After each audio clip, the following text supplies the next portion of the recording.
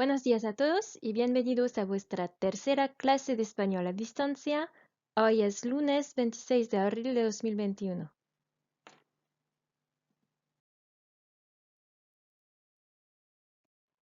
Voy a volver a los deberes que teníais que hacer para hoy. Espero que hayáis pasado buenas vacaciones. Donc, je reviens en français. Nous avions pour aujourd'hui des devoirs qui portaient sur la vidéo El Desayuno que je vous avais demandé de regarder. On avait déjà fait ensemble la présentation. Vous aviez donc deux questions à répondre. ¿Por qué le gusta o le encanta particularmente el café? Et completa el cuadro siguiente para determinar el orden con el que Chico toma los alimentos cuando desayuna. Donc je vais corriger ces deux questions. Nous aurons ensuite deux autres questions pour nous permettre de compléter la compréhension orale de ce document. Et je terminerai avec deux exercices qui vont permettre de travailler sur les adverbes de fréquence et les adverbes de quantité. Vous retrouvez par ailleurs les notes de votre contrôle que vous aviez fait en classe sur l'heure et la routine quotidienne sur l'ENT. N'hésitez pas si vous avez des questions. Je ferai la correction au retour des vacances, de la semaine en présentiel. Donc, c'est-à-dire que le lundi prochain, quand on sera nouveau en classe, on corrigera ensemble. Et si vous avez des questions, vous pourrez à ce moment-là me les poser pour qu'on puisse voir ensemble, parce qu'il y a eu pas mal d'erreurs et pas mal de choses qui n'ont pas été faites correctement dans ce contrôle. Donc, je reviendrai précisément là-dessus la semaine prochaine.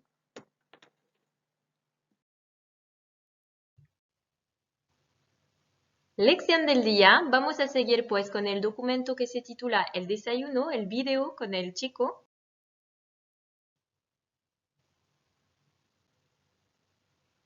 Y aquí tenéis el vidéo. Je vous remets le lien en haut à droite de votre écran si vous ne l'aviez pas vu. Et tout à l'heure, je vous proposerai encore deux autres questions. Donc, il faudra revenir à cet endroit de la vidéo pour pouvoir accéder à la vidéo. Vous pouvez d'ores et déjà l'ouvrir dans votre navigateur. Pues empiezo por la primera pregunta, ¿por qué le encanta o le gusta particularmente el café? Sachant que encantar et gustar sont synonymes. Donc avant de répondre à la question, je fais un bref rappel sur une chose qu'on a déjà travaillé en classe, qui est donc le verbe aimer, le verbe gustar. Je vous rappelle que gustar a une construction particulière. On peut employer soit gusta, soit gustan, et on accorde avec le COD, qui est en fait le sujet de la phrase en espagnol. Donc derrière gustar, vous allez trouver, donc si c'est gusta, un verbe ou alors un nom singulier. Par exemple, si je veux dire j'aime l'espagnol, a mí me gusta el español. Ou alors a mí me encanta el español. Mais si vous voulez dire j'aime apprendre, a mí me gusta aprender, a mí me encanta aprender. D'accord? Donc là, c'est soit on a derrière encanta ou gusta un verbe ou un nom singulier, mais on ne peut pas avoir de pluriel. Si vous avez un nom pluriel, il faudra utiliser gustan ou alors encantan. A mí me gustan los caramelos. A mí me encantan los caramelos. Los caramelos, donc ce sont les bonbons. Donc voilà pour ce petit rappel. Donc la réponse à la question était a él le gusta ou alors a él le encanta particularmente el café porque le ayuda a despertarse. Il aime particulièrement le café parce que ça l'aide à se réveiller. Despertarse est un mot qui est dans votre schéma de la routine quotidienne, on l'a déjà vu. Et ayudar signifie aider. Donc el café ayuda al chico. Ici, le sujet du verbe ayudar, c'est el café. Question 2. Enumera en el orden lo que toma cada mañana. Donc, il fallait énumérer dans l'ordre ce qu'il prend pour déjeuner chaque matin. Alors, j'avais mis d'un côté, sur le côté gauche de votre tableau, les différentes étapes. Donc, primero, segundo, luego, después, tercero, cuarto, por último, por fin. Et puis, de l'autre côté, el chico toma et il fallait compléter. Donc, primero veut dire en premier ou alors tout d'abord. Donc, en primero. El chico toma frutas. Alors, il mange des fruits en premier. Il mange la mandarina. La mandarine. El kiwi, donc le kiwi. La manzana, la pomme. Et las uvas sont les raisins. D'accord? Donc voilà pour cette première étape. Segundo. Alors, segundo veut dire en deuxième. Luego veut dire ensuite, después veut dire après. Donc on pouvait utiliser l'un de ces trois mots. Donc, el chico toma café en su taza especial. Il prend son café dans une tasse spéciale, qui est pour lui sa tasse. Después, tercero, el chico toma tostadas con mermelada de frutas del bosque. Donc en troisième, il prend des tartines avec de la confiture aux fruits des bois. Frutas del bosque, ce sont donc les fruits des bois. Cuarto, por último, por fin. Cuarto veut dire donc en quatrième ou quatrièmement. Por último veut dire pour finir ou en dernier. Et por fin veut dire pour finir. Los cereales, el chico toma los cereales en un tazón con un poco de leche. Donc il prend des céréales dans un bol, el tazón, avec un peu de lait. Deux choses, los cereales, vous vous rappelez, c'est masculin, contrairement au français. Et la deuxième chose, c'est que leche, c'est féminin, contrairement au français, la leche. Seguimos con otras preguntas que vais a trabajar vosotros. Indica cuándo el hombre come frutas y cuándo bebe café con leche. Cita dos cosas que huelen bien según el hombre. Donc, je vais vous laisser faire ces deux questions. Vous retournez sur le document. Il faut donc dire quand est-ce qu'il mange des fruits, quand est-ce qu'il boit du café au lait, pardon. Et il faut citer deux choses qui, selon lui, sentent bon. Huelen, ça vient du verbe oler qui veut dire sentir. Je vous laisse faire votre travail, on se retrouve pour la correction.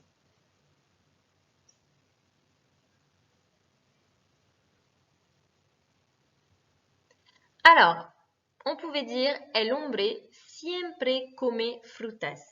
Siempre est un adverbe de fréquence, c'est-à-dire qu'il indique à quelle fréquence l'homme fait cette action, c'est-à-dire le nombre de fois où il fait cette action. Donc ici, il mange toujours des fruits. Voilà ce que veut dire siempre. Toujours, c'est-à-dire on pourrait quasiment dire tous les jours, todos los días, c'est un peu synonyme. Donc el hombre siempre come frutas. Donc on met toujours l'adverbe de fréquence avant le verbe, ici avant comer. Et donc ici, on indique qu'il fait cette action toujours. Donc siempre come frutas. Pour le café au lait, el hombre a veces bebe café con un poquito de leche.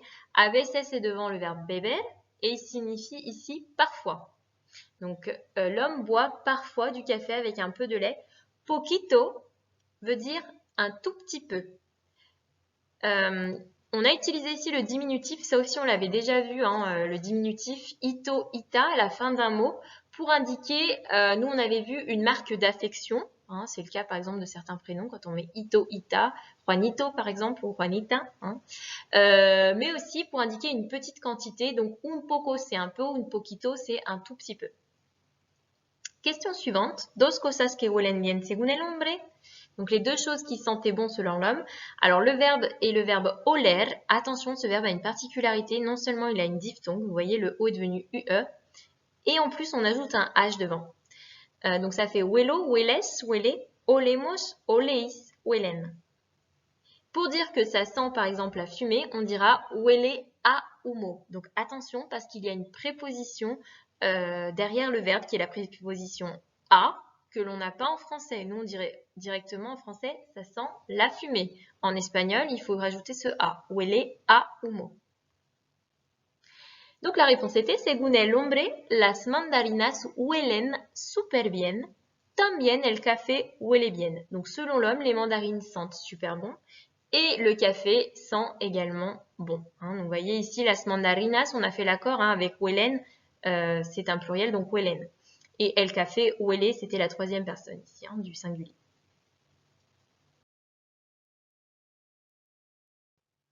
Alors, je reviens brièvement sur les adverbes de fréquence et sur les adverbes de quantité.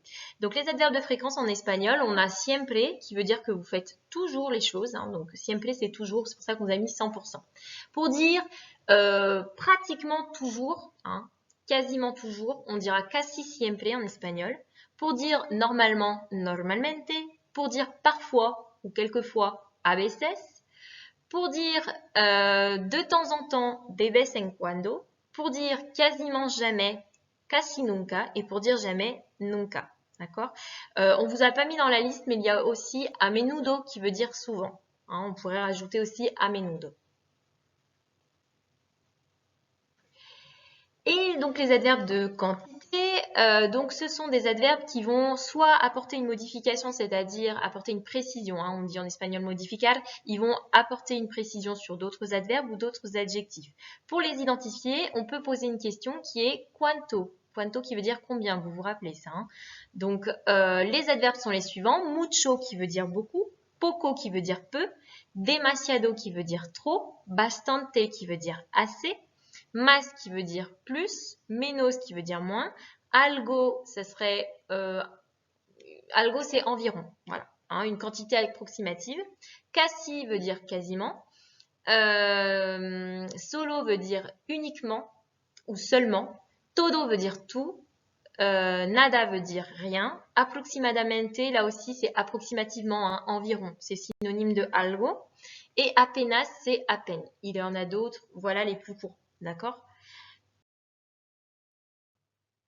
Alors, je vais quand même faire un petit récapitulatif sur muy et mucho, parce que souvent, vous les utilisez en les confondant. Donc, je vous rappelle qu'il ne faut pas les confondre et que pour savoir comment ça se passe, eh bien, il suffit de savoir que muy est un adverbe et qu'il est invariable.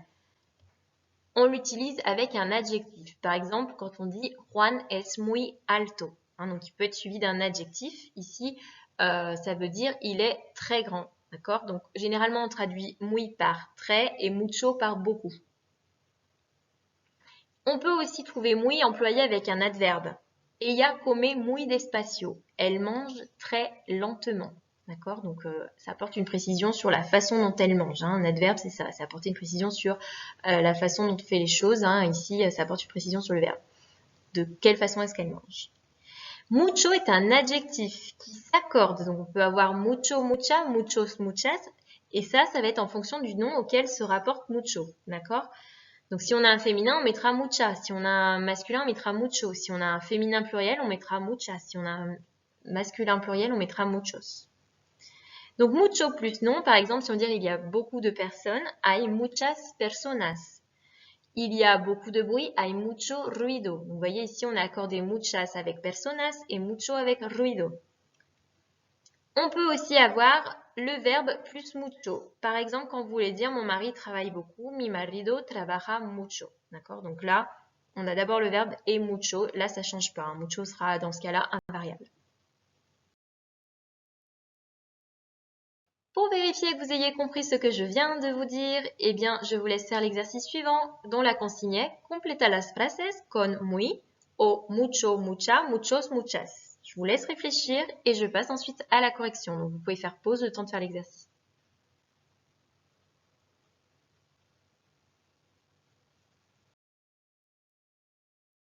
Corrección del ejercicio. Première phrase, los chicos comen mucho. Là, on a un verbe, c'est le verbe comer. Donc, pour dire que les enfants mangent beaucoup, mucho étant invariable, on laissera mucho, hein, ici, dans ce cas de figure. Donc, c'est verbe plus mucho. Deuxième phrase, este joven es muy simpático. Donc, ici, pour dire ce jeune est très sympathique, hein, on a utilisé muy. Muy plus adjectif. Hein, simpático est un adjectif. 3. Hay muchas cosas que no sabemos. Muchas se rapporte à cosas. Cosas est un nom féminin pluriel, donc on fait l'accord. Muchas. Il y a beaucoup de choses que nous ne savons pas. Quatrième phrase. El colegio es muy moderno. Ici, on a utilisé donc muy parce que derrière on a l'adjectif moderno qui caractérise le collège. Le collège est très moderne. 5. Los niños tienen muchos libros. Libros est un nom, il est au pluriel, c'est un masculin pluriel, donc muchos pour indiquer ici la quantité de livres. Hein, donc on a muchos pour le masculin pluriel. Les enfants ont beaucoup de livres. 6. Las calles de mi ciudad son muy tranquilas. Les rues de ma ville sont très tranquilles. Donc ici, attention, c'est pas parce qu'on a tranquilas qu'on doit faire l'accord. Hein. Ici, tranquille, c'est un adjectif pour caractériser les rues de la ville. D'accord? Donc, tranquilas, ici, se rapporte aux rues. Et donc, devant, on mettra très tranquille, muy tranquilas. On n'est pas en train d'indiquer une quantité. Hein. 7. Los turistas compran muchos helados. Là, on est sur une quantité par contre. Donc, les touristes achètent beaucoup de glaces. Attention, les glaces en espagnol, c'est masculin. Los helados. Et donc, comme c'est masculin pluriel, on dit muchos. Muchos helados. 8. Ana tiene muchas amigas muy solidarias. Donc ici, on indique une quantité d'amis, si on peut parler comme ça, même s'il s'agit de personnes. Donc muchas amigas, amigas c'est un nom féminin pluriel, donc muchas. Et on caractérise ses amis ici, donc on est en train d'indiquer comment elles sont, donc on donne un adjectif. Donc ça sera muy qui va être utilisé, muy solidarias, elles sont très solidaires. Voilà, je reste à votre disposition, bien sûr, si vous avez des questions sur le cours, n'hésitez pas à me contacter.